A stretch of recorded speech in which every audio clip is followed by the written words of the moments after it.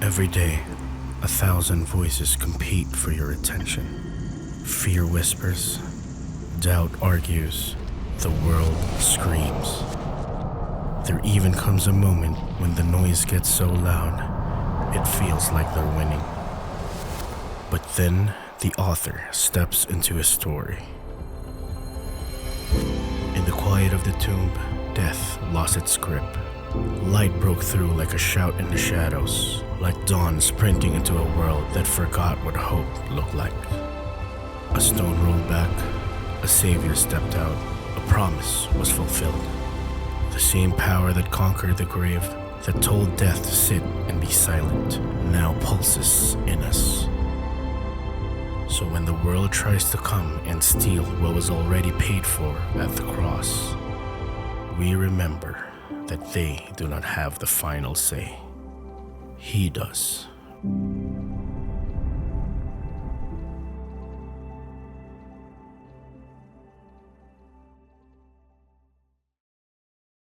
Good morning, everyone! Yan, good morning, Life Family! It's a great day, no, to remember the Lord's faithfulness in our lives and in response to worship Him together. So tayo po tayong lahat. Yan, we're so glad na kasama po natin yung families natin ngayon. Can you say to the person seated next to you, good morning? Yan, good morning.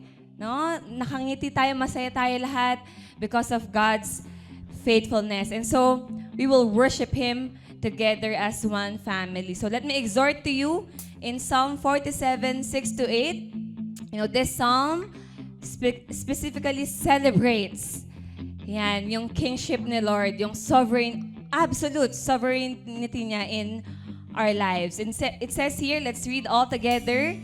Sing praises to God. Sing praises. Sing praises to our King. Sing praises, for God is the King of all the earth. Sing praises with a psalm. God reigns over the nations. God sits on His holy throne. You know, you see yung repetition dito na we sing praises. Sabi natin, let's sing praises. Yan, yung repetition dito, hindi lang to para pang filler, no? Or para ulit-ulitin lang. Pero in Hebrew, repetition means merong intensity, merong bigat, no, yung sinasabi ng psalm na yon. And it says there, sing praises to God.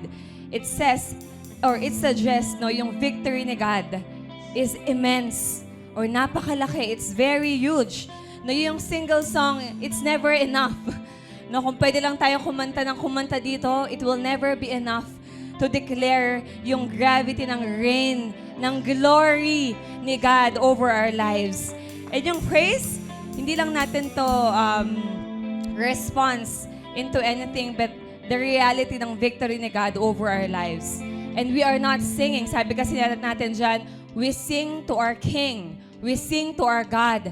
Hindi natin kinakanta to make Him King. But He is already King. In our lives, in our nation, in our church.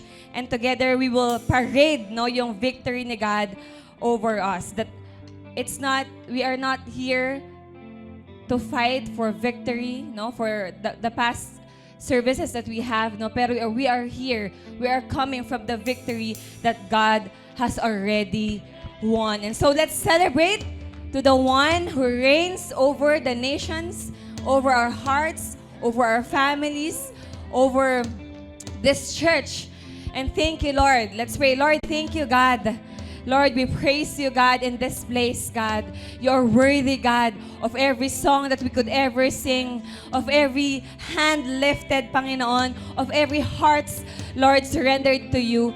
Lord, thank you, Panginoon, that you are the God who holds our universe, our nation, and you are the same God who holds our life, Lord, in the palm of your hands. So, Lord, wala kaming ibang magiging response, God. No, Lord, no other appropriate response but to worship you in spirit and in truth and in joy. And all praises, God, and all this song, God, belongs to your name. So we can dance, Lord. We can clap our hands. We can raise our hands and worship, God, because you are our King. You are our God. This we pray in Jesus' name. Amen and amen and amen. Let's celebrate and worship our God. Come on, Life Nova, let's worship our God this morning with all the joy in our heart. Let's pour out our hearts to our God. Let's sing praises and worship to our God this morning. Come on. Woo!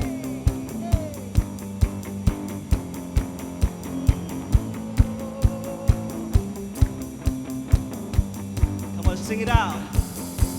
Hallelujah, hallelujah, for the Lord Almighty reigns. Hallelujah, hallelujah, for the Lord Almighty reigns. Hallelujah, hallelujah, for the Lord Almighty reigns. Hallelujah, hallelujah, for the Lord Almighty reigns. I hear the sound of many waters thundering now. The song of old from sons and daughters crying out. I hear the sound of many nations thundering now.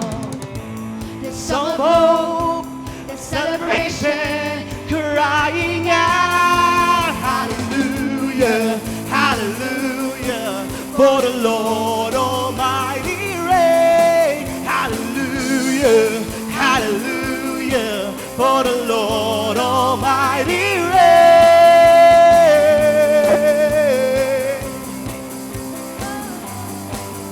Oh, I hear the sound of many waters thundering now. Song of hope of sons and daughters crying out.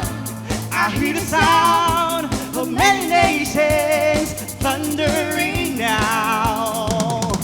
It's song of hope, celebration crying out. Hallelujah, hallelujah, for the Lord Almighty reigns. Hallelujah, hallelujah, for the Lord Almighty reigns. Hallelujah, hallelujah, for the Lord Almighty reigns. Hallelujah, hallelujah, for the Lord Almighty reigns.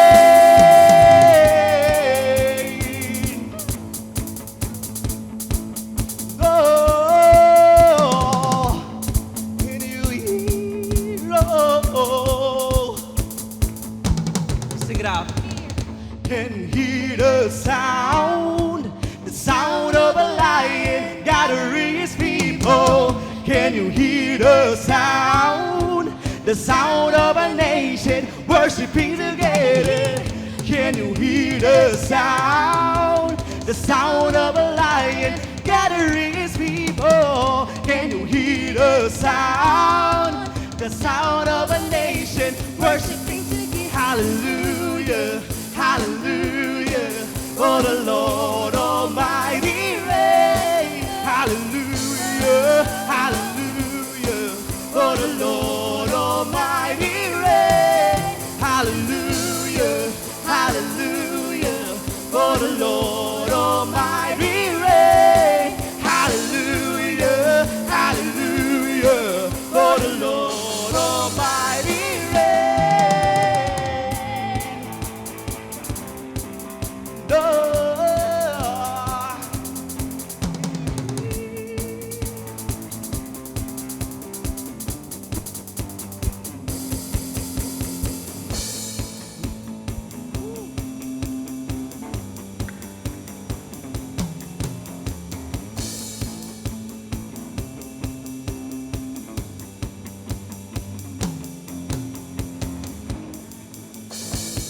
Thank you, God. We thank you, Lord. We worship you in this place. Come on.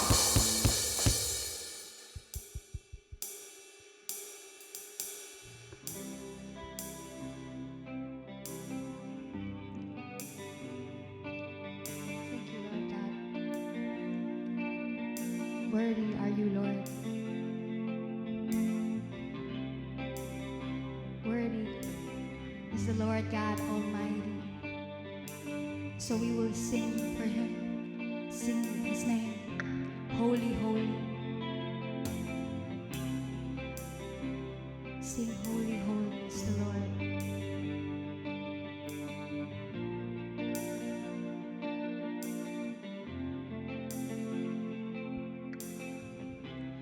Word is the Lamb who was slain. Holy, holy is he. Sing a new song. Sing a new song. To him who sits on heaven's mercy seat. Sing worthy. Worthy is the Lamb who was slain. Holy, holy, holy is he. We sing a new song to him who sits on heaven's mercy seat. Holy, holy, holy is the Lord God Almighty, who was and is to come. With all creation I sing praise to the King of Kings. You are my everything, and I will adore you.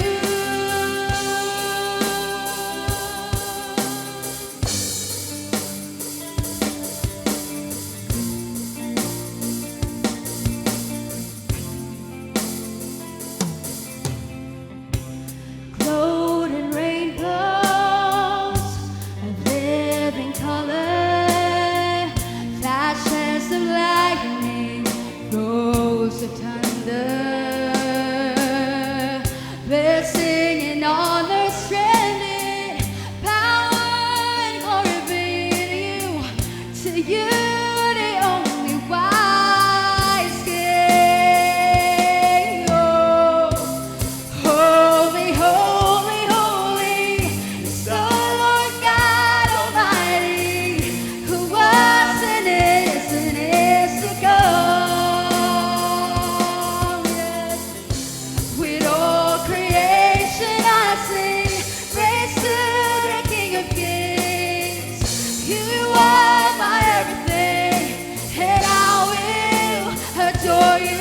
Sing holy, holy, holy, holy is the Lord God Almighty, who was and is to come.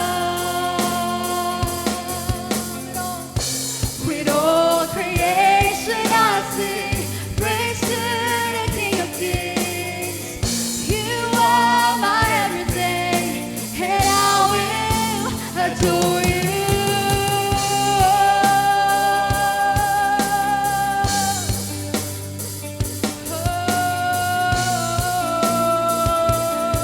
You are holy, Lord.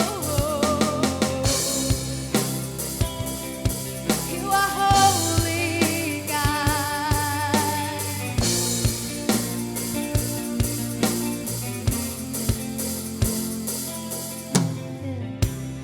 Filled with wonder, awestruck wonder at the mention of your name. Jesus, Jesus, your name is power, better living water, such a marvelous mystery. Holy, holy, holy is the Lord God Almighty, who was and is to come.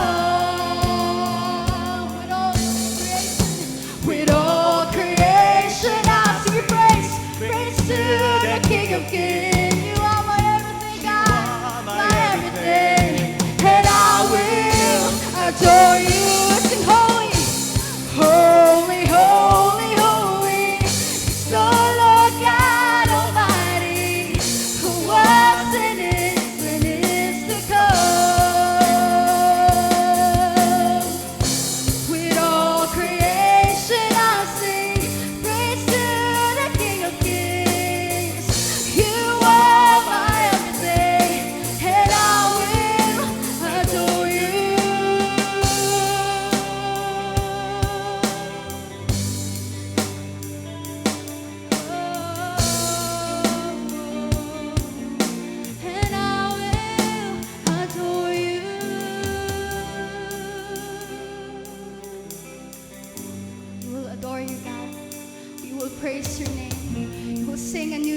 to God because He is holy. He is holy. We thank you, Lord.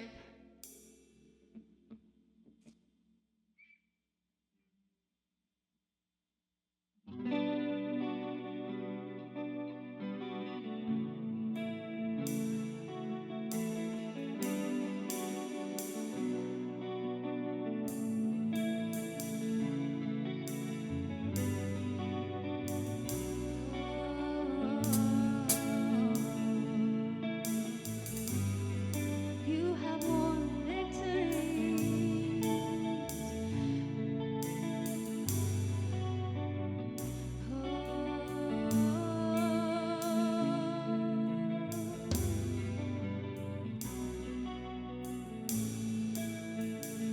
By His stripes we are healed.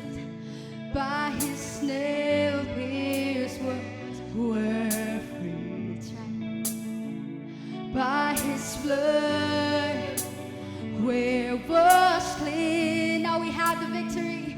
Now we have the victory. Power. The power of sin is broken. Jesus overcame it. Oh, yes, He has won. He has won. He has won our freedom. Jesus has won it. Oh, Lord, we claim the victory of one.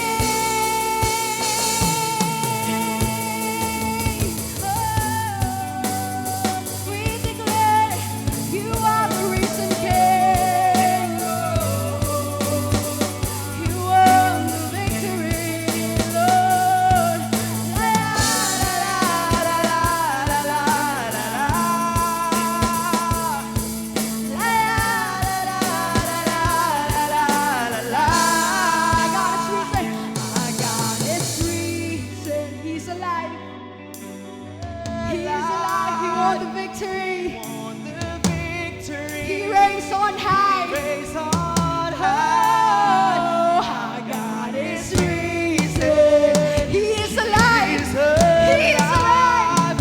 He won the victory. He reigns on high. Raise Come on on, just high. dance Our God is risen. He is alive.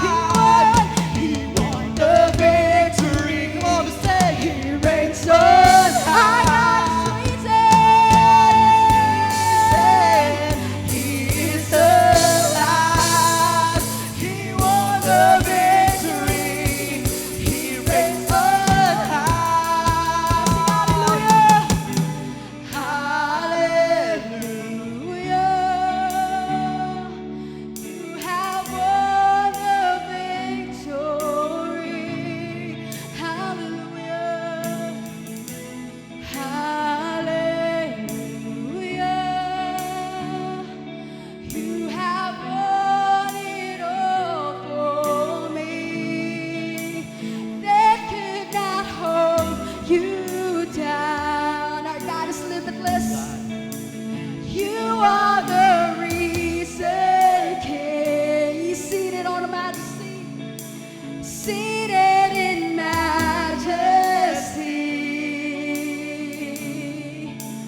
You are the risen King. Sing hallelujah. Hallelujah. You have won it all.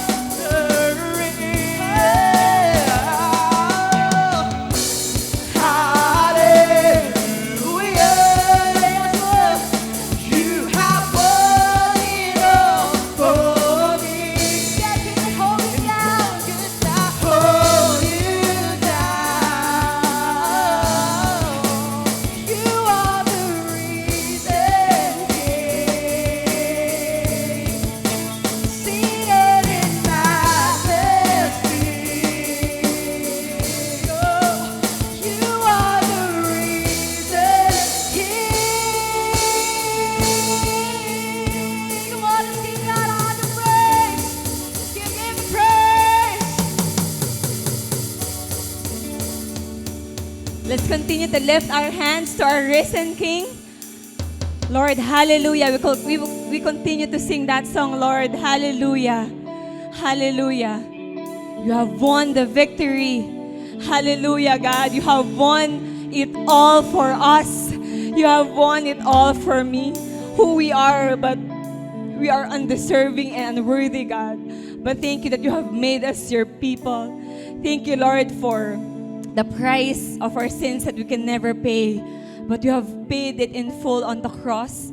And now, Lord, we can walk in the freedom and the victory, God, that you have won for each and every one of us. So, Lord, we continue to give you thanks and praises and worship, God. All belongs, Lord, to your name, our risen King. We glorify you, God. This we pray in Jesus' name. Amen and amen and amen. Thank you, Jesus. Sabihin natin, thank you, Jesus. Grabe lang yung love ni Lord for each and every one of us. And let's claim that same victory no, sa families natin, especially to our children. So right now, we will pray for our kids. No, the Bible would tell us na yung children, our kids, are a gift, no, a heritage, a reward from the Lord. And totoo po ba yun? Gano'n sila kakulit dyan sa tabi? Or alam mo yun, sobrang nakakagigil. Yan, especially ngayon, may anak na rin ako. Pero whenever we look at them, na in-entrust ni Lord sa atin to really teach them, train them, protect them, love them, and talagang turuan sila ng word ni God. So right now, no, as parents, as church, God has given us, God has called us na i-entrust, or God has entrusted us to really take care of our children. So as they go to our kids' church, yan, and turuan sila ng ating mga kids teachers, let's send them off with a word of prayer. Extend natin yung hands natin sa kanila. Lord, thank you, God, for our next generation. Thank you, Lord, for our kids. Thank you, Lord, for these little children, God. You are delighted, God, whenever they come to you.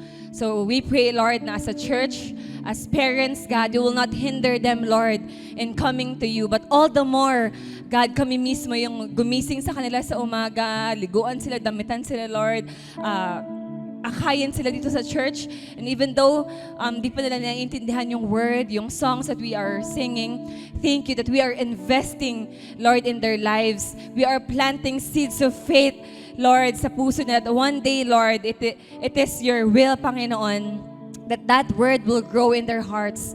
And ang prayer po namin, that they will grow up in your ways, in your word, in your will, Panginoon. We will see them, Lord, worshiping you. We will see them, Lord, also victorious in life. Lord, na mahal ka, Lord. Mahal yung mga parents sila and mahal din yung world, yung lost people, God. So thank you, Lord, for their lives. God, we give you all the honor, Lord. And ikaw, Lord, yung patuloy, God, na mag-reign, Lord, sa puso po nila. Thank you even, Lord, for our kids' teachers and even for every parent, Lord, represented in this house, Lord, faithfully, Lord, stewarding their kids. Thank you, Lord. This we pray. In Jesus' name, amen. So thank you, yan, for praying with us for the next generation. Yan, our kids will be sent off to our kids' church. And let's continue to be in the atmosphere of prayer. Yan, ito yung mga ipag-pray natin. And of course, announcements na rin natin. Yan, meron tayong Campus Fun Day Sunday. Yan, next week. Yan, May 3, 1 to 4 p.m. So this is a weekend of fun, faith, and fellowship. So if you have mga anak po, yan, pamangkin, kapitbahay, no, estudyante that you want to be part of our church, na sila din po ay makareceive ng word ni God. Meron tayong Campus Fun Day next week, kung saan, no, hindi ito yung usual po na Sunday service, Campus Sunday na ginagawa natin, but our cinema will be a space, an open space for us to disciple the next generation. So kung gusto po nating mag-life group ng students, yan, mag-one-to-one, mag-coach, or if you're a real-life coach, gusto mo i-meet yung real-life scholars natin, this is open. Yan, for that. May mga materials tayo na available, may mga one-to-one life group materials. Also, yan, meron din tayong snack bar, di ba? For those students na medyo, yung allowance or pangbaon nila to, provided na yung snacks natin. So, yung time na lang talaga natin to really give time and effort to disciple the next generation. So, who among you here will bring your kids? Yan, yung mga kapitbahay natin, classmates natin, for us to grow in our relationship with God. So, dito pa rin yan. And also, ito na, mamaya lang. Yan, we will have our financial wellness seminar. Yan, sino po dito sa inyo nag-register kayo? Mamaya yan, 2 p.m. Dito pa rin sa ating CDMA 5. We are given the privilege, yan, na magkaroon ng guest speaker, si Coach Randall. Grabe, ano to, if hindi nyo alam, or maybe some of you sinearch nyo to sa Facebook, but Coach Randall, yan, Tiongson is a regular columnist for the Philippine Daily Inquirer and serves as a board member for several lang naman na billion-dollar companies in our country. Yung passion niya is to really equip us Filipinos with financial literacy, helping us prosper not only spiritually but also financially. Ganun kasi si Lord, di lang niya tayong gusto mag-grow spiritually but of course in every area of our lives, and this time, financially. So, ini-invite po namin kayo kasi open pa rin yung registration. Sa mga gustong humabol, meron tayong link where we can register. And if we want to register on-site naman, you can approach si Coach Sam, si Coach Marin, ako rin po after the service dun sa ating discipleship booth. 300 lang po yan. Pero we are investing, no, for a lifetime. So register na po tayo for our financial help. And let's see our families rise above poverty, build a legacy of wealth for our children and grandchildren, and honor God with our finances. So, with that, register po tayo and let's pray for that. Kuha po tayo ng ating partner, prayer partner. Let's believe God that our campus ministry, no, tayo din as a local church would grow in our finance health. Ayan, sige, pag-pray po natin. Pray that the campus Sunday Fun Day will be filled with joy, fun and genuine fellowship that draws students closer to one another and to God. Open doors for meaningful conversations and give students boldness to share Jesus with their classmates and friends. May their hearts be ready to receive His love and take steps of faith to know Jesus deeper. Yan. Pray that the Financial Wellness Seminar will equip every participant with wisdom, discipline, and faithfulness in managing the resources God has entrusted to them. May this be a turning point toward building better money habits that will honor Him and bring people to freedom, stewardship, and a desire to bless others.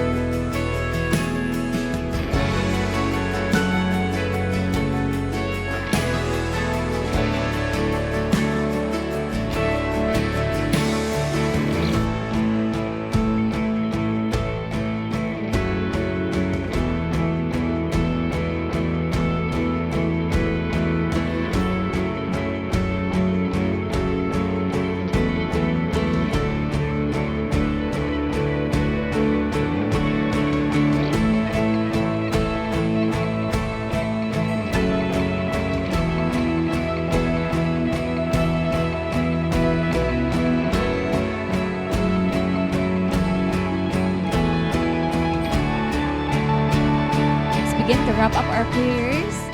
Thank you for praying for our campus ministry, for our students, for our next generation, and also for us now to be equipped in the area of finances. So let's pray together as a church.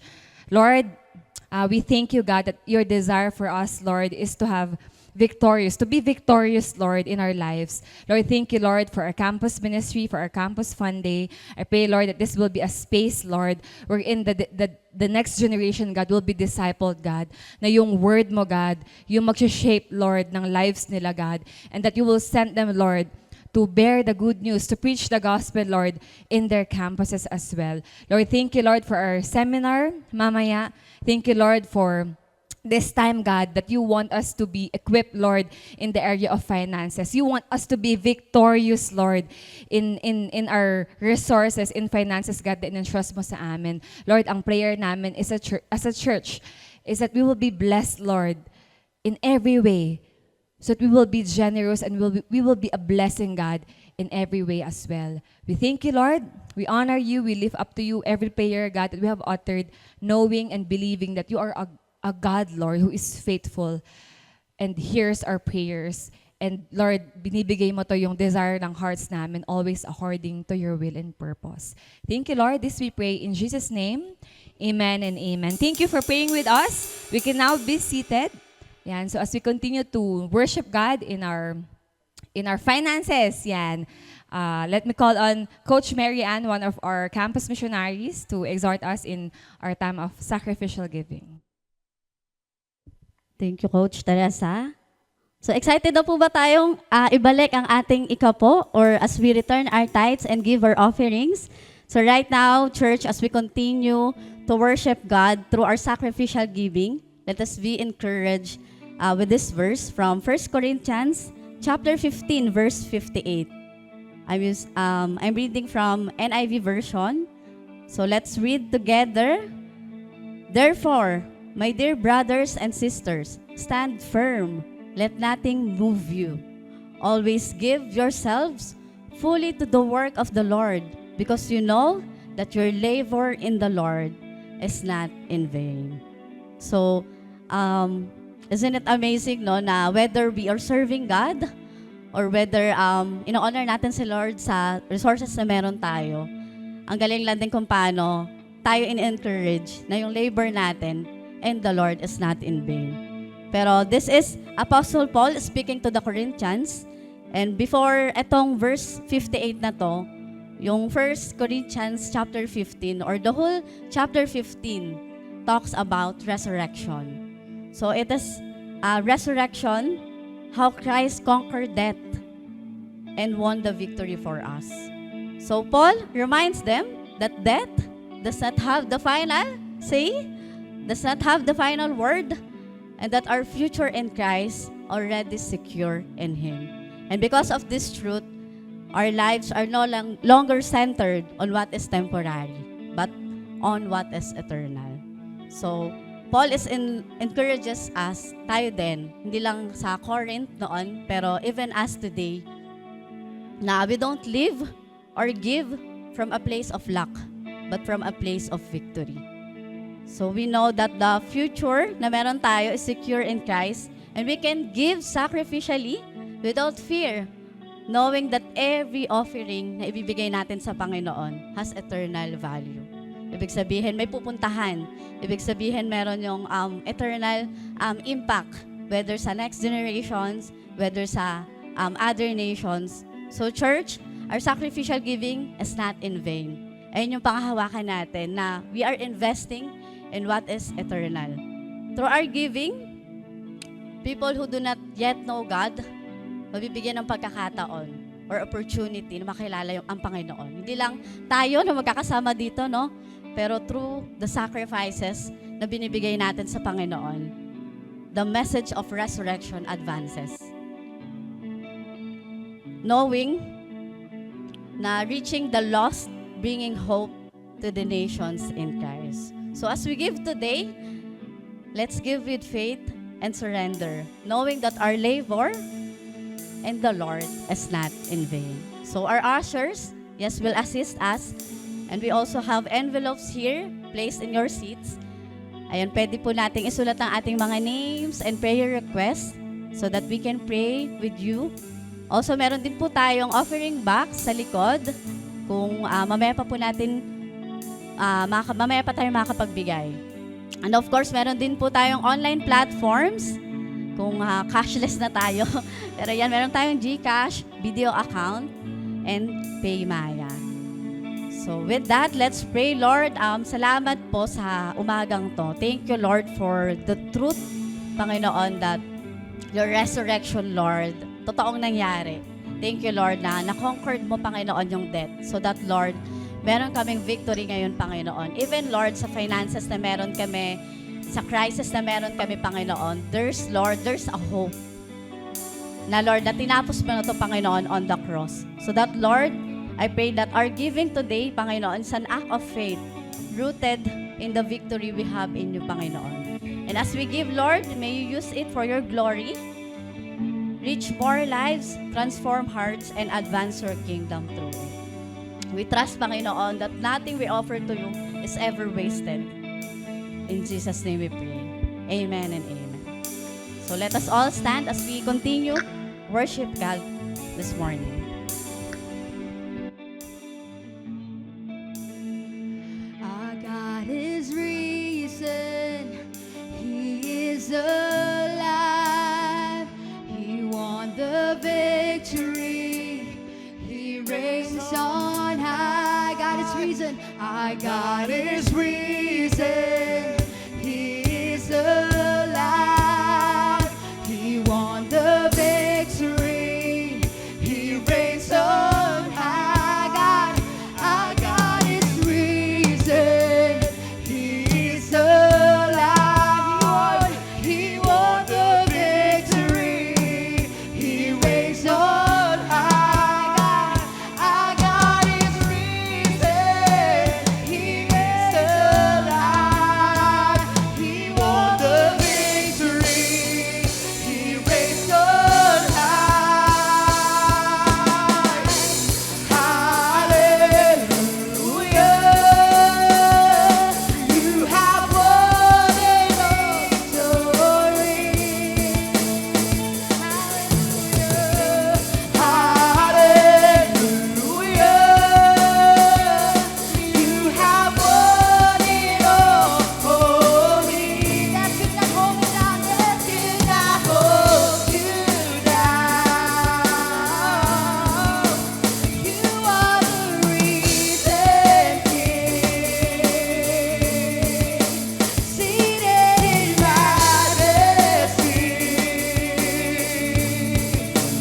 You are the risen King.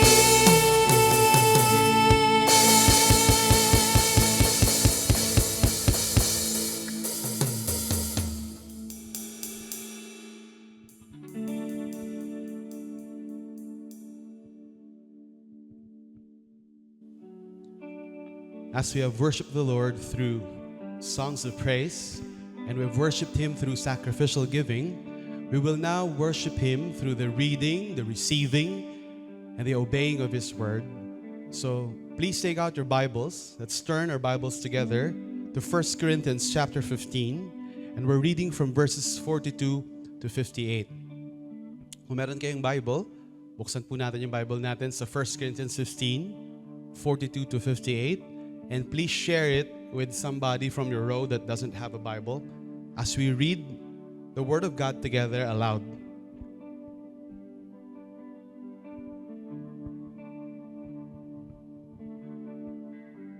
We'll wait for you.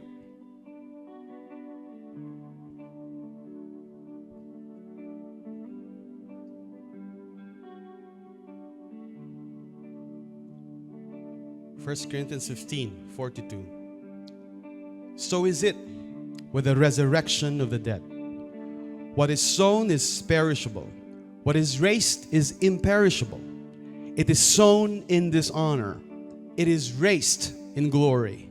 It is sown in weakness. It is raised in power. It is sown a natural body. It is raised a spiritual body. If there is a natural body, there is also a spiritual body. Thus it is written, the first man, Adam, became a living being. The last Adam became a life-giving spirit. But it is not the spiritual that is first, but the natural, and then the spiritual. The first man was from the earth, a man of dust, and the second man is from heaven. As was the man of dust, so also are those who are of the dust.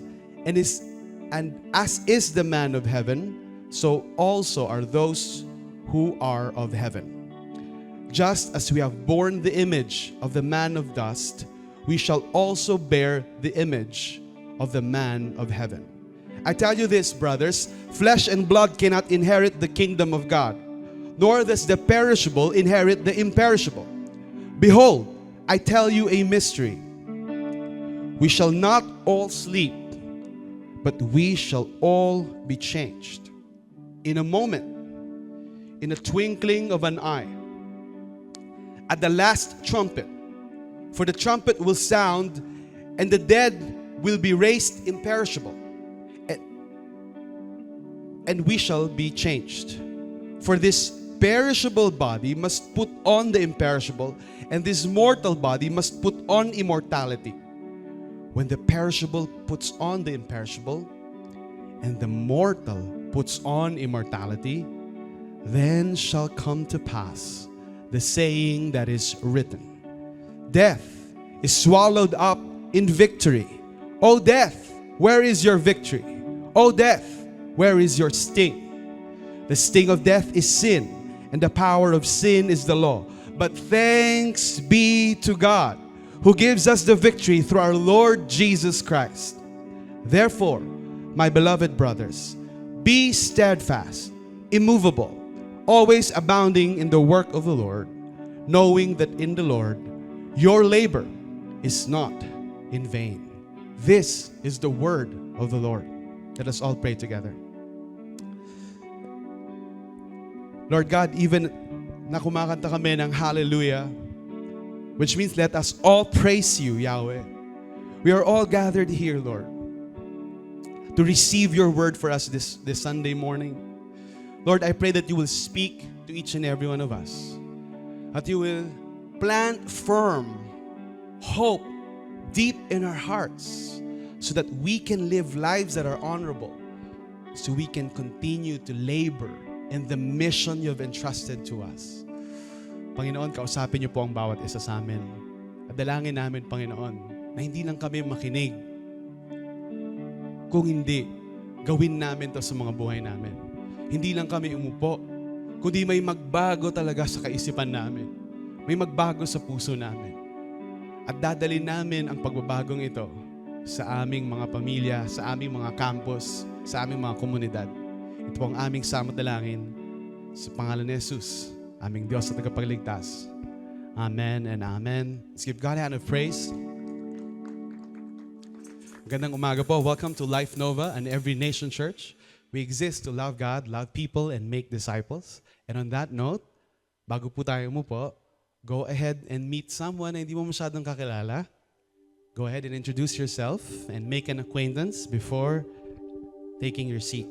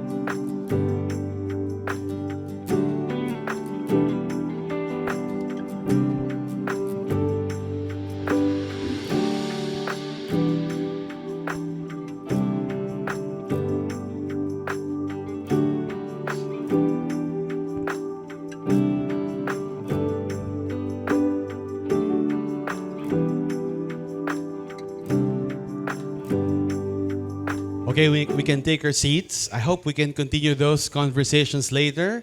And for those of you also after lunch, over lunch. Ayan. Once again, welcome kayo dito sa Life Nova. Welcome po kayo. Sabihin niyo sa katabi niyo, you're welcome here. How many of you are familiar with Steve Jobs? Of course, Steve Jobs, along with Bill Gates of Microsoft, is the founder of Apple.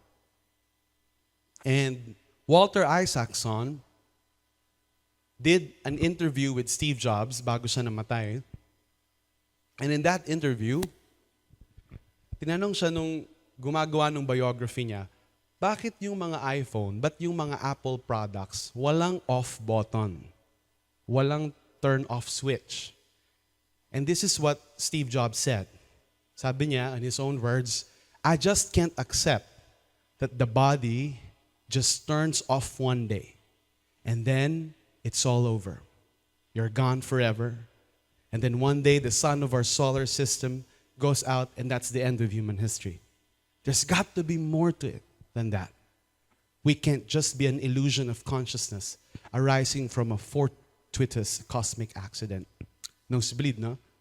But in other words, sabi niya, hindi ako naglagay ng off switch sa Apple products. iPhone, iPad, MacBook, and so on and so forth. Kasi ayoko yung idea ng off, ng mga appliances na ino-off, na parang katawan ng tao, na darating yung panahon para tayong i-off. At kahit gaano ka pakayaman, kahit gaano ka katalino, kahit gaano kasikat sa buong mundo, katulad ni Steve Jobs, wala na lahat ng yon sa isang off lang. So, nung dinedevelop niya yung mga Apple products, pinahirapan niyang i-off yung Apple products. Para, in hope that he has regarding death and life. Tinanong siya ni Walter Isaacson, naniniwala ka ba na may God? Hindi ko na nilagay dyan. Sabi niya, may mga moment ng buhay ko na hindi. Sikat nga ako na atheist. Translate ko na lang Siyempre hindi siyang Tagalog. Tinanong siya ni Walter Isaacson, may mga panahon ba na naniniwala ka kay God? Actually, for most of my life, hindi ako naniniwalang may God. Pero ngayong malapit na ako mamatay. Sabi nung isang pinaka-prominenteng atheist, mayaman na tao, makapangyarihang tao, gusto ko nang maniwalang may God. Hindi niya matanggap. Few weeks before his death, na lahat ng pinagpaguran niya, lahat ng kasikatan niya. And to put it, I mean, hindi naman tayo exagerado, no? We're not exaggerated. Apple revolutionized technology for the 21st century. Whether it's governments, military, mga bansa, big tech companies, we all borrow ideas from iPhone. And maybe you're saying, hindi mo ako naka-iPhone. Even the Android is a copy of an iPhone.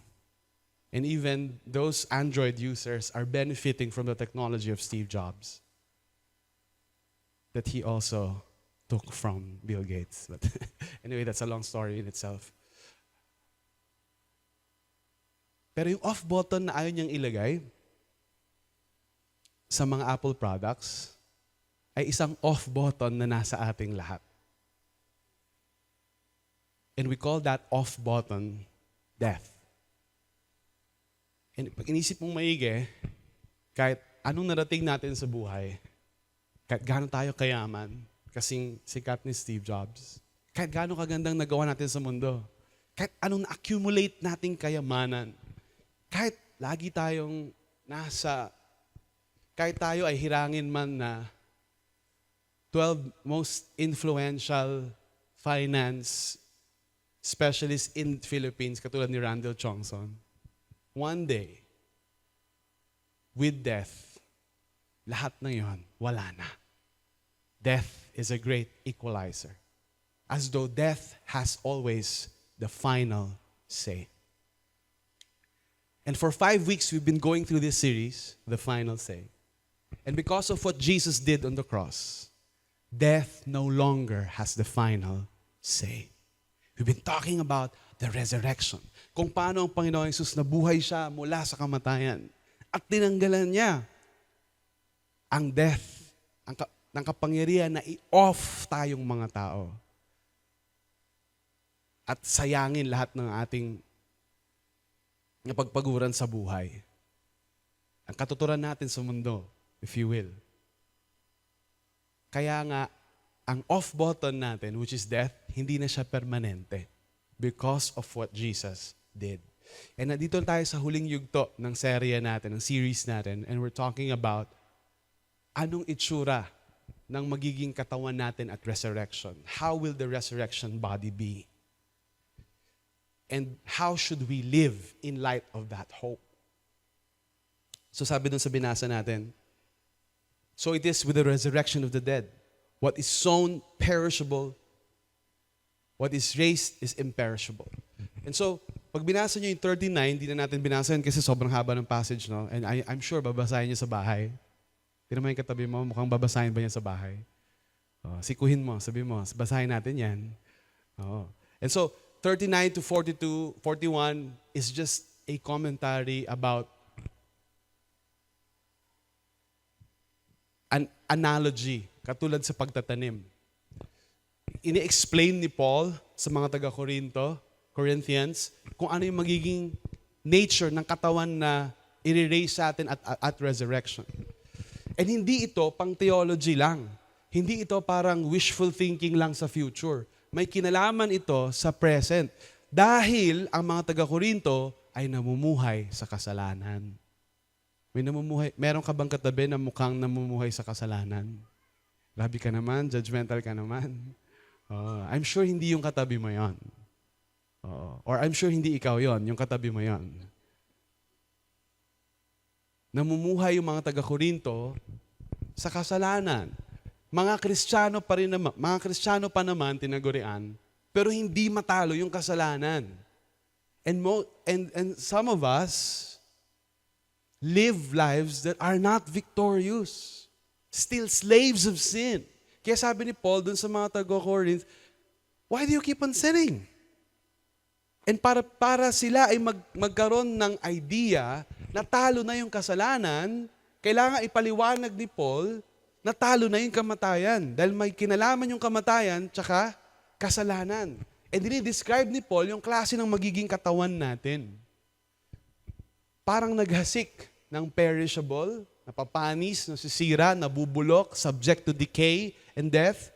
Pero kung ano yung hihirangin ng Diyos, bubuhayin niya, is imperishable. Hindi na mamamatay. Hindi na magkaka-cancer. Hindi na magkakaroon ng kapansanan. It is sown in dishonor or humiliation. Diba? Okay naman yung mga katawan natin, kaso nakakahiya, nabubulok. It was subject to death. It is raised in glory. Pero pag binangon tayo ng Diyos sa huling araw, wala na yung kahinaan ng katawan. Wala na yung kapansanan. And sa mga mahilig mag-skincare, sinong katabi nyo na parang naka-skincare today? Many theologians would say, and this is just a conjecture, don't take my word for it, ayon sa pag-aaral ng mga theologian, pag tayo ay nabangon muli, maaari, it is very possible na we are raised at 30 years old or 33 years old, 30s. O, ilan sa inyo, lampas-lampas na ng 30. Tapos na yung 30 era. Nagsimula. So, huwag kayong mag-alala. Huwag kayong mag-alala. We have hope when we're raised again. And for those kids who died at a certain age, we will be able to, and those kids that were nalaglag, na miscarry, we will meet, like my kid, our first baby, I will meet my kid, perhaps at 30 or 33. It is sown in weakness. It is raised in power. It is sown a natural body. So, tinan nyo yung illustration, no? Sown. Parang tinatanim. Ginagamit ni Paul yung illustration. Parang buto. Yung mga katawan natin, para siyang buto. Para siyang seed. Hindi ito yung final form. Hindi ito yung final form natin. Ilan sa inyo nagpapasalamat na hindi ito yung final form ng katabi natin? Grabe kayo. Grabe na kayo talaga. Hindi ito yung final form natin. It is but a seed. Sabi mo sa katabi mo, seed. It is raised a spiritual body. If there is a natural body, there's also a spiritual body. And isa sa mga issue ng mga taga-Corinth, ayaw nila ng idea ng resurrection kasi maaari, the prevailing idea is parang zombie. And during that time, they're surrounded by magic. There's necromancy, which is of the occult. Binubuhay yung mga namatay, they rise from the graves, and iba na yung modern day, no? Ang bilis ng mga zombie ngayon. And so, to them, the idea is horrendous. Nilibing na natin yun, tapos babangon.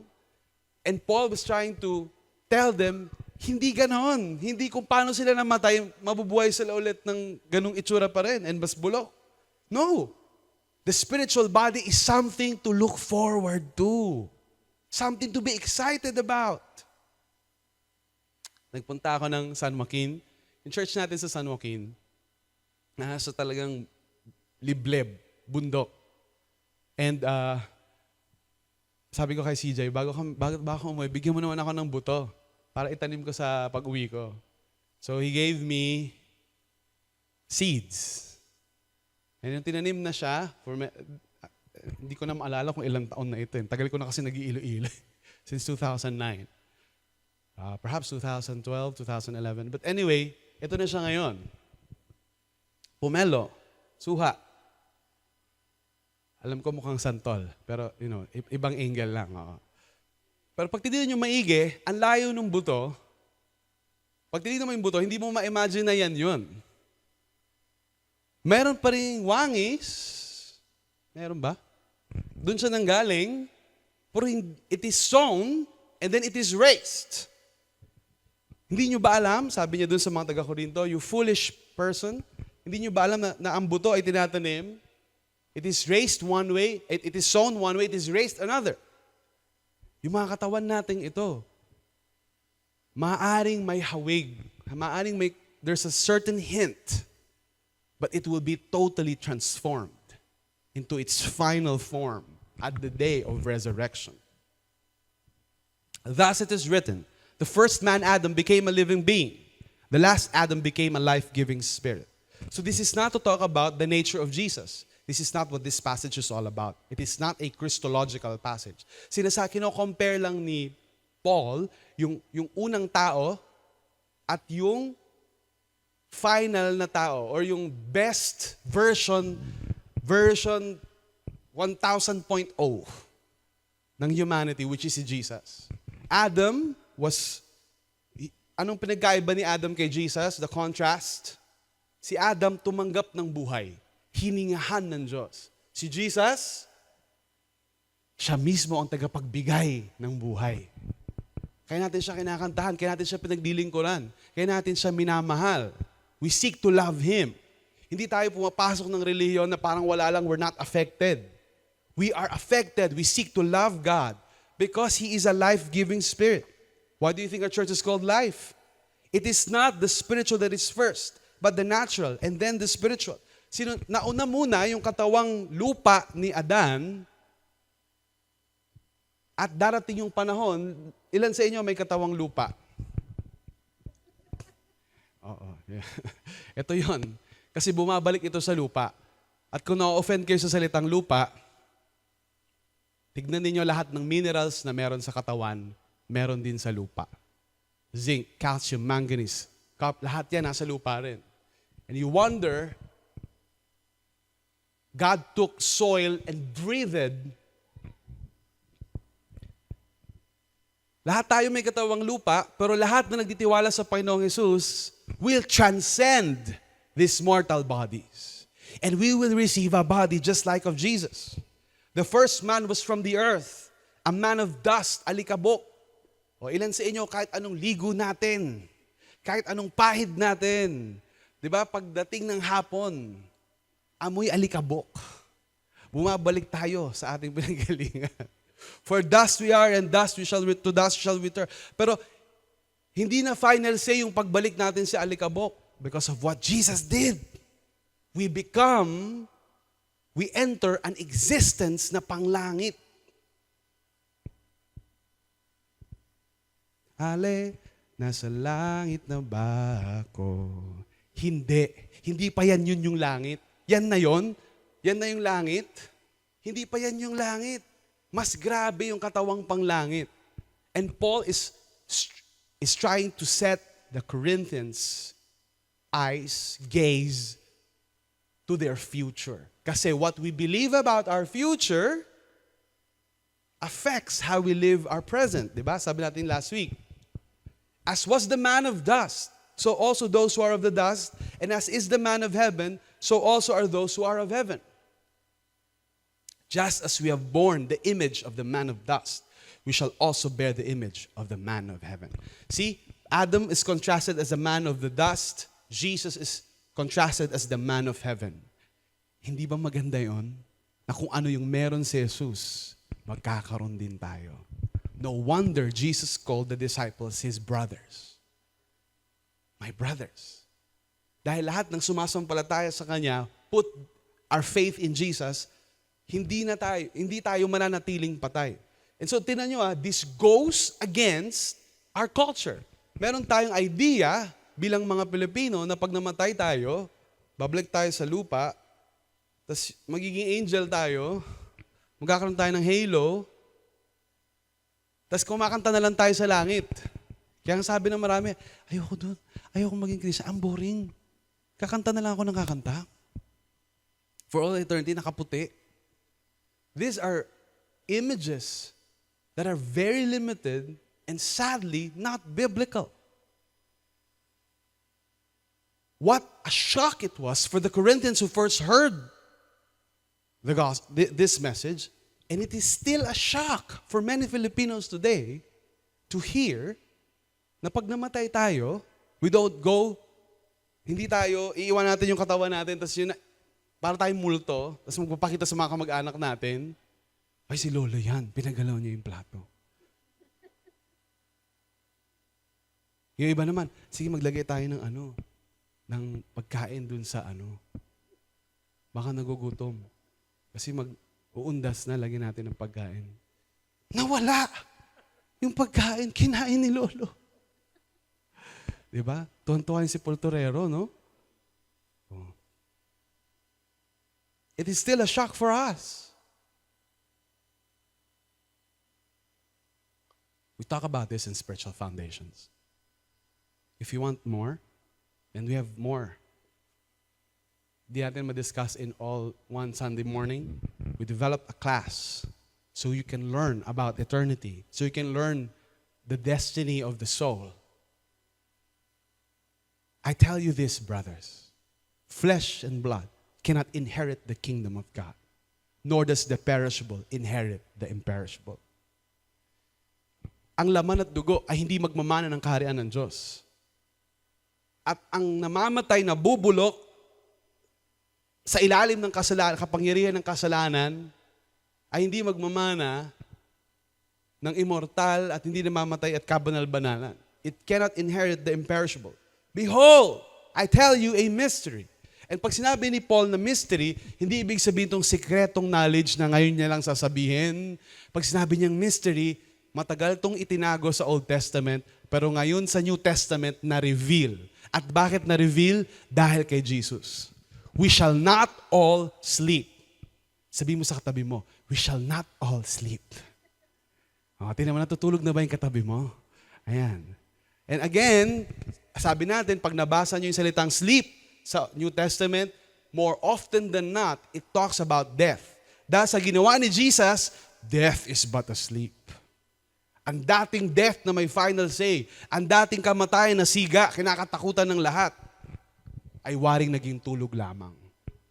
At bakit naging parang tulog lamang? Katulad din ng tulog mong katabi ngayon. Pag yan niyugyug mo, magigising. Ganun din. Mamatay man tayo, we're still subject to death, but God will raise us up on the final day. Para bang ginigising tayo sa ating pagtulog. Kaya nga tayo mga Kristiyano, nagbuburol pa rin tayo, naglalamay pa rin tayo. Pero tinatawag natin siya kadalasan na celebration of life. Grabe, namatay celebration. Napakasamang tao siguro nito. Hindi yun. Iba naman yung nag-celebrate kasi namatay ka. No? A celebration of life, sineselebrate natin yung buhay niya. Bakit? Because we are not without hope. And even if we're terminally ill, meron tayong stage 4 cancer, meron tayong malalang sakit na kailangan ng operahan, kailangan ganito, kailangan ganyan, we are not without hope. Siyempre, we pray for healing. Yun ang gusto natin. The powers of the kingdom to come have already been made available to us and we declare healing. But in the event that it is not God's will to heal, and He takes away the faithful, kinuha niya yung ating kapatid, kinuha niya tayo, kahit pinag-pray tayo, we don't despair. Dahil alam natin na magkikita tayong muli. Our souls enter a state of temporary existence awaiting our resurrection. And some theologians would say, and some of us, yung iba sa atin na may misunderstand natin na pupunta tayong langit, yun na yun. We don't read the whole of Scripture that lahat ay ibabangon muli ng Diyos. Pati makasalanan, pati matuwid. Kaya lang, yung mga matuwid ay ibabangon niya upang maghari kasama niya, reign in glory and power, at yung mga hindi sumunod sa Panginoong Hesus, tinakwil siya, ay ibabangon upang hatulan at husgahan at ibigay ang karampatang parusa. So ibabangon kahit yung mga nagkasala, hindi sila mawawala. One day, Hitler will be raised to life and face the judgment seat of Christ. And so is with every living human being right now. All of us, kung bumalik man si Lord, abutan tayo, anong mangyayari kung bigla siyang bumalik? But this is the mystery that Paul is talking about. We shall not all sleep. Hindi tayo mamamatay lahat. So, pag tinignan niyong maigi, ba't ganito kaya magsalita si Paul? Mukhang ini-expect niya na sa lifetime niya babalik na si Jesus. Uy. Diba? So Paul clearly is not God and he doesn't know everything. Pero he knows the mystery kasi tatandaan ninyo, bakit may authority si Paul na ikwento sa atin kung anong katawan yung magkakaroon tayo at resurrection? Hey, na-meet niya si Jesus at Damascus. Diba? Natatandaan nyo, Saul pa siya noon, tinutugis niya yung mga Kristiyano, nagpakita si Jesus sa kanya. Saul, Saul, bakit mo ako kinakalaban? Nakita niya yung glorified body ni Jesus. Nakita niya yung ningning. Nabulag nga siya, di ba? And Ananias has to pray for him. Paul is talking from experience and from the revelation he has being discipled by Jesus himself. In a moment, in the twinkling of an eye. Sige nga, ano nga kayo? Beautiful eyes nga, beautiful eyes. Gagawa sa mga bata kay Zoe. In a twinkling of an eye. Instantaneous. Grabe, no? Sa isang kisap mata. At the last trumpet, for the trumpet will sound. And remember, we had a series about the end of the ages. We had the series about Revelation, if you remember, the great white throne.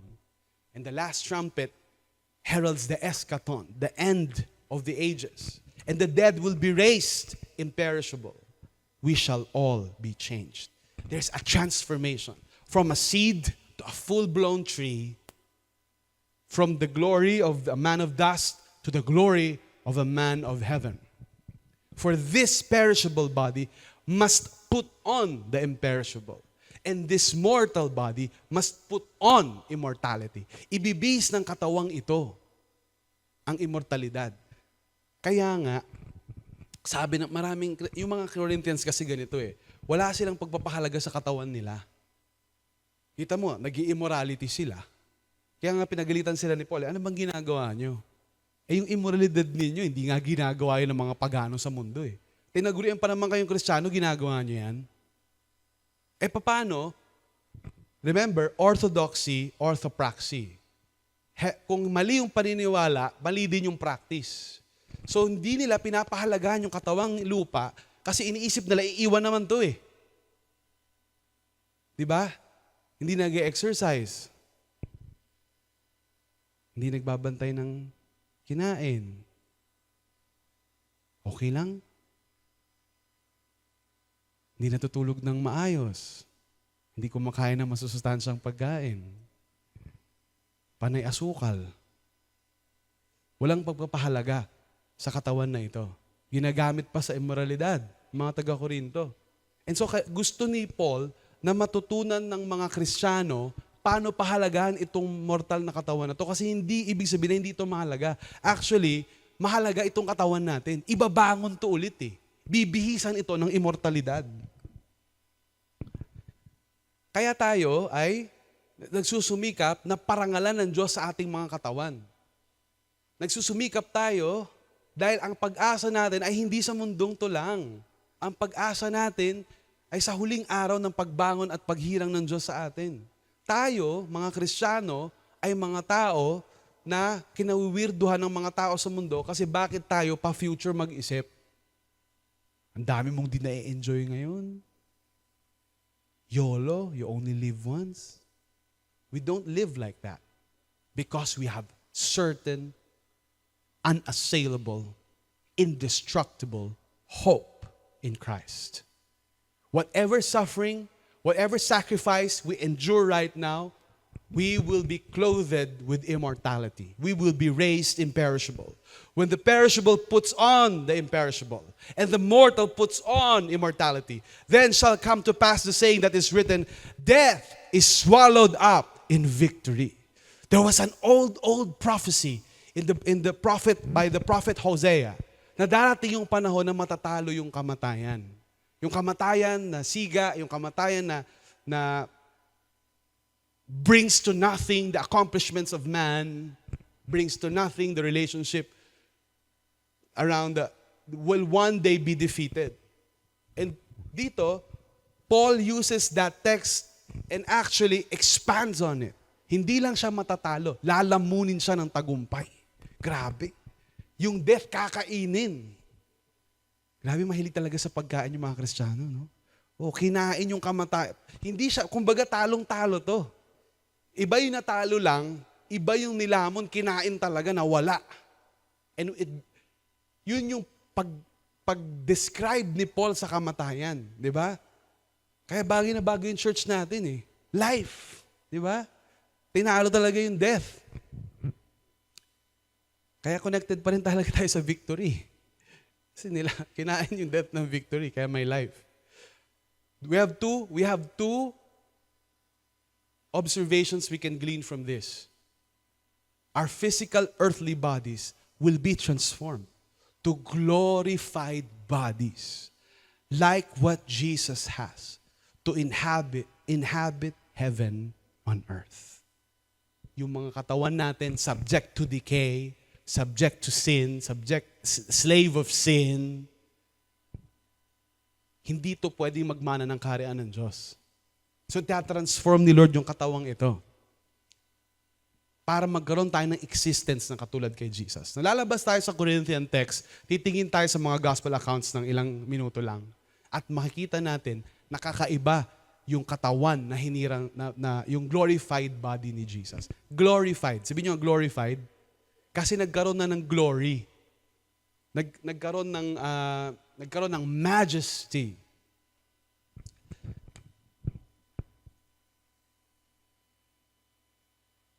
Nung bumisita yung mga babae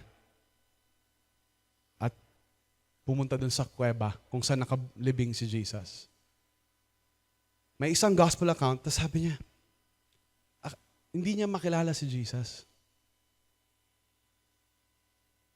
May dalawang naglalakbay na mga disciple, depressed kasi namatay si Jesus. Paalis na sila ng Jerusalem, papunta sa road ng Emmaus sa Gospel of Luke. And then nagpakita si Jesus sa kanilang dalawa. Nag-uusap sila, sayang, no? Akala ko pa naman si Jesus na talaga yung Messiah, namatay, no? Nagpakita si Jesus sa kanila. Kamusta kayo? Ano pinag-uusapan nyo? Sabi nila, ikaw lang ba hindi nakakaalam sa kung anong nangyayari? Kumbaga, huli ka na ba sa balita? Grabe, no? Si Jesus pa yung huli sa balita, no? Hindi nila nakilala, kaya nga sabi ni Jesus, kayo talaga ang slow ninyo. Slow of hearts to believe. So, bakit hindi siya nakilala? Maaring may kakaiba dun sa glorified body ni Jesus. May shine, may ningning, na nakakasilaw, na hindi nila, di ba? And we're just entering a realm of conjecture. Pero look at the passage, the narrative. The narrative gives you clues. At the same time, nung nagpakita na siya dun sa mga disciple, nakalak yung mga pinto. Takot na takot sila kasi baka hulihin sila. Nakalagay dun sa gospel, nakalak. Pero nakapasok siya. See, the glorified body of Jesus is solid, kumakain, How many of you are grateful na pag na-resurrect tayo, makakain pa rin tayo? Come on. Si Pastor Ana ay number 1 talaga. Oo, na masaya yan. Nasa Dasma siya ngayon, nagpipreach. Oo, masayang-masaya si Pastor Ana Aquino. Na pag na-resurrect tayo, kakain pa rin. Second honor na lang si Pastor Ernie. Kasi si Pastor Ernie nagda-diet na ngayon. The nature of the glorified body is very curious. It is not limited by physical limitations. Pero nung nagpakita na siya, ayaw nga maniwala ni Thomas. Di ba? Pinahawak ni Lord yung kamay niya sa kanya at yung tagiliran, may butas yung kamay. Ibig sabihin, that glorified body still has recognizable traits of the former body. Pero it is raised in glory and power. Makikilala pa rin tayo. Paano kaya yun, no? Ayoko pang malaman. Gusto niyo na bang malaman ngayon, na? Ako ayoko pa. Bahala kayo, no? But importante yan na makita ninyo, makita nating lahat, na mahalaga tong katawan na to. At itong katawan na to will be glorified by God one day. And here, sa pagtatapos ng ating talatang binabasa, may taunt, may pang-aalas ka yan sa salitang Pilipino, pang-aalas ka. Inaalas ka ni Paul yung kamatayan. Oh death, where is your victory? Hindi ibig sabihin na person yung death, but it is a literary form of personification. Kung para bang persona yung death, inaasar niya. Oh, asan ka ngayon? Asan ng tagumpay mo ngayon, kamatayan? Oh death, where is your sting? And when you think about it, Paul is tortured, shipwrecked, di ba? Kinukulong, imprisoned. Kakasabi nga lang niya dun sa letter niya na he fought with beasts in Ephesus, death threat every day. Pero kaya niyang alaskahin yung kamatayan. He can look death to death and not be afraid. And actually, sa Gen Z language, trash talk. Tinrash talk niya yung death. Oh death, where is your victory? Oh death, where is your sting? And then bumalik siya dun sa theology. The sting of death is sin, and the power of sin is the law. Hindi ibig sabihin na masama yung law, pero sinasabi lang ni Paul, pinapaalala niya sa mga relihiyon, sa mga tao na ang pag-aakala, yung kabutihan natin, yung magpapapasok sa atin sa langit. Yung pagtupad natin ng batas, ng kautusan, yung magpapapunta sa atin sa langit. Pinapaalala ni Paul na hindi lang tinalo ni Jesus yung kapangyarihan ng kamatayan, tinalo rin ni Jesus yung kapangyarihan ng kasalanan at yung kapangyarihan ng kautusan. Ano ba yung kapangyarihan ng kautusan? Ang kapangyarihan ng kautusan ay panatilihin tayong alipin. Dahil kung naliligtas tayo sa pagtupad lamang ng kautusan, dalawa yung effect niya. Either magiging mayabang tayo, feeling natin tayo na holier than thou, mas spiritual tayo kaysa sa iba, kasi nga nagagawa natin yung batas, or we will be condemned to death pag nakita natin yung katotohanan na hindi talaga natin matupad yung batas, yung kautusan. So yung kautusan ng Panginoon, hindi siya masama, the law of God is good, kaya lang wala siyang power na isave tayo. Dahil kaya lang gawin ng law, is ipakita sa atin kung ano yung tama at mali. Pero hindi niya tayo kayang baguhin. Hindi katulad ng ginawa ni Jesus. Kaya minsan, ang daming ganun. Lumaki sa church, nag-kids church, lumaki sa Kristiyano naman, nag-one-to-one, nag-live group, nag-worship lahat ng yan, kaya lang di naintindihan yung gospel. Ang buong pag-aakala, bagong religion lang, may bagong sets ng rules, bagong do's and don'ts.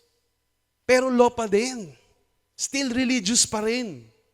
And Paul is trying to clarify to the Corinthians, hindi ganon. Hindi yung law yung nagdiligtas sa atin. Actually, yung law nga yung nagbibigay ng kapangyarihan sa sin. Dahil yung sin, lumalaki siya ng lumalaki dahil nakikita natin yung reality na hindi tayo makatupad ng law. Not that the law is bad, the law is good, but sin uses the law to persecute us. And Jesus has done away with death. Jesus has done away with sin. And Jesus has fulfilled all the matters of the law. And so, when we have faith in Jesus, it's as if, alam nyo ba yun, pag nagkaroon kayo ng faith kay Jesus, pag nagkaroon tayo ng faith kay Jesus, para nating na-perfect yung law. We acquire a righteousness as if we've perfected the law. And then he ends through the last two verses, but thanks be to God who gives us the victory through our Lord Jesus Christ. And again, this is like kumbaga sa kanta, ito na yung pataas yung nota. This is like the highlight, the climax. But thanks be to God who gives us the victory through our Lord Jesus Christ. Jesus defeated death. Jesus defeated sin. And Jesus rescued us from dead religion, from works righteousness. Jesus rescued us from an identity that we earn our way to heaven. That victory is won by Jesus. So tayo mga Kristiyano, kung gagawa man tayo ng mabuti, hindi tayo gumagawa ng mabuti para maligtas. Kundi dahil we are already fighting from victory. Pinanalo na to ni Jesus for us. Kaya in a genius stroke of therefore, kumbaga hindi nagtapos si Paul na puro theology, puro future. He brought it home sa lupa. Anong gagawin natin na hindi pa nare-resurrect? Anong gagawin nating mga tao na inaantay pa lang yung resurrection? Therefore, my beloved brothers, be steadfast. Sabihin mo sa katabi mo, be steadfast. O sabihin mo sa likod mo, be immovable. So these two words, hindi ka nayayanig, unshakable, at hindi ka rin nagsasawa, hindi ka napapagod, always abounding in the work of the Lord, knowing that in the Lord, your labor is not in vain. The final defeat of death encourages us to be immovable and steadfast in God's kingdom work. At habang naghihintay tayo ng huling araw na tayo hihirangin ng Diyos, hindi tayo napapagod sa gawain ng Panginoon. Pag sinabing kingdom work, pag sinabing labor in Christ, ito yung ginagawa natin pag-preach ng gospel, ito yung ginagawa natin pagla-life group, pagdi-disciple, pag-invite sa mga magulang natin, sa mga kamag-anak natin, patuloy na pagsunod sa Panginoon. Hindi na para makapunta sa langit, kundi tayo ay tagalangit na, kaya gagawa na tayo ng mabuti, magiging holy na tayo, kasi hindi na bagay sa atin yung kasalanan, hindi na bagay sa atin yung immoralidad, hindi na bagay sa atin na makigaya lang sa takbo ng mundong to. We do not give up in doing what is right. Sabi nga ni N.T. Wright, a premier scholar na buhay pa ngayon, very brilliant mind in the New Testament, in his book, Surprised by Hope. The point of the resurrection is that the present bodily life is not valueless just because it will die. God will raise it to new life. What you do with your body in the present matters because God has a great future in store for it. What you do in the present by painting, preaching, singing, sowing, praying, teaching, building hospitals, digging wells, campaigning for justice, writing poems, dreaming of God, and celebrating His grace. All these things are not for nothing. They're a part of the building of God's kingdom. He encourages us through the letter of Paul to the Corinthians, mga Kristiyano, magpatuloy tayo sa paggawa ng mabuti. Magpatuloy tayo sa pag-preach ng gospel. Magpatuloy tayo sa paghayo at paggawa ng mabuti sa mundong to. Sa pagbibigay ng real-life scholarships. Sa pag-support sa mga misyon ng Diyos. Sa paggawa ng mabuti, which is the purpose of wealth. Magtrabaho tayo ng maigi. At kung anong propesyon na binigay sa atin ng Diyos, pagyamanin natin. Dahil may purpose ang katawang ito, may purpose din ang kayamanan sa mundo. Hindi natin to dapat sambahin, ang kayamanan, pero hindi din natin dapat ito itapon. Kailangan matuto tayo na gamitin ang ating kayamanan, talento, trabaho, negosyo para sa kaharian ng Panginoon. Dahil ito yung purpose nito. Hindi sayang ang bawat sakripisyo natin. Yung pag-volunteer natin, yung pagising natin ng maaga, yung pagta-tithes natin, yung pagsusupport nyo sa mga, lahat ng yan, hindi sayang lahat ng yan. Yung pagkatok-katok mo sa kapitbahay mo, ino-offeran mo mag-live group, yung pagdadala mo ng ulam, yung pagbigay mo ng pagkain sa street children, lahat ng yan, hindi sayang lahat ng yan. Because this body will be resurrected, because we have future hope, we have hope to do what is right. We can labor in hope. We are empowered, we're encouraged, we're filled with hope that lahat ng ginagawa natin is not in vain. Why do you think I have a seminar later with Randall Chongson? Hindi naman to para maging milyonaryo lang tayong lahat eh. Although, walang masama doon. Yun ang kalooban ng Panginoon, why not? Kung hindi, para maturuan tayo kung paano pamahalaan ang mga pinagkatiwala sa atin ng Diyos ngayon. Paano ito patuloy na pagyamanin? Ipasa ang kalaman na yon sa ating mga anak para our children will be mighty in the land so that we can rise from poverty. We can continue to go to the darkest places of the earth and preach the gospel and demonstrate the gospel and show the love of God and the love for people and make disciples of all nations. We need resources. We need stewardship. We can use money as a tool to advance the kingdom of God. Dahil hindi sayang ang ginagawa natin para sa Panginoon. He has won the victory for us. Wala na akong masabi. Naubos na yung salita ko at alam ko natutuwa kayo dahil doon. Let's all stand. Let's all give praise. Let's all give worship to our King of Kings. Yung pag-spiritual foundations natin, yung pagla-live group natin na yan, yung pag-volunteer natin, hindi sayang lahat ng yan. We become a part of the building of the kingdom of God. And hindi tayo palangit. If you look at Revelation, heaven will come here to earth. Hindi lang tayo yung magiging race to immortality, but also this creation.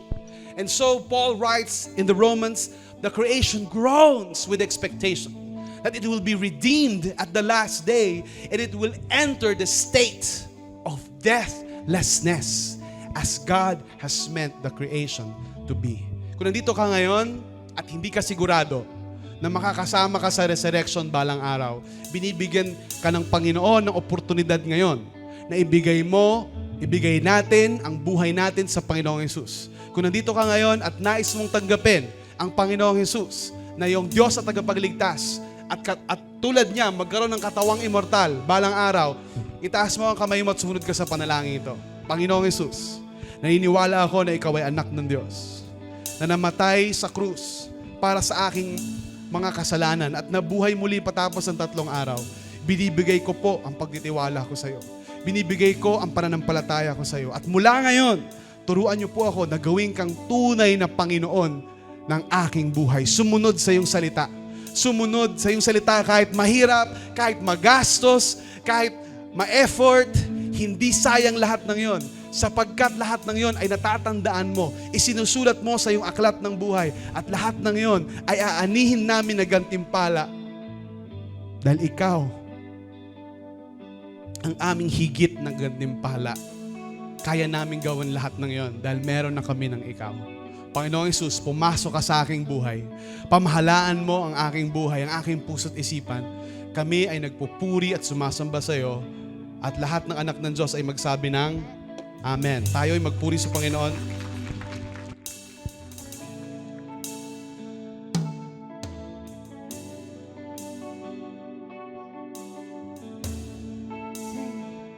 Our God is risen. He is alive. He won the victory. He reigns on high. Sing, our God is risen. God is risen. He is alive. He won the victory. He reigns on. Our God is risen. He is alive. He won the victory. He won the victory. He reigns on high. Our God is risen.